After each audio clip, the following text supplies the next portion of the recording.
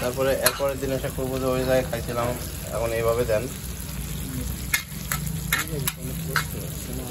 চলছে সরিষা ইলিশ ভাজি, সরিষার তেলে ইলিশ ভাজি, বেগুন ভাজি, সাথে পেঁয়াজ, টমেটো, কাঁচা মরিচ, শুকনা মরিচে ভাজি চলছে, খাওয়া হবে।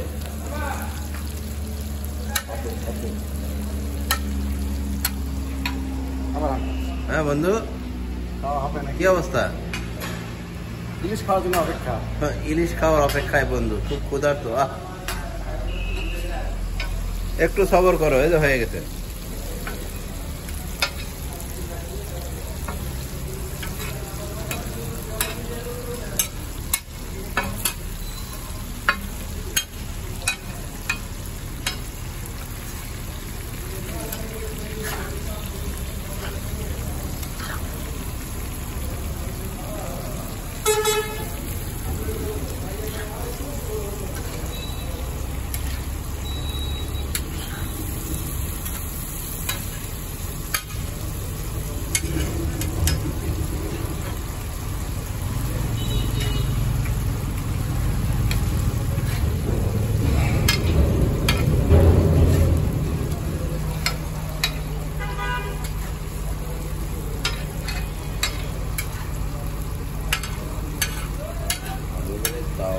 স্পেশাল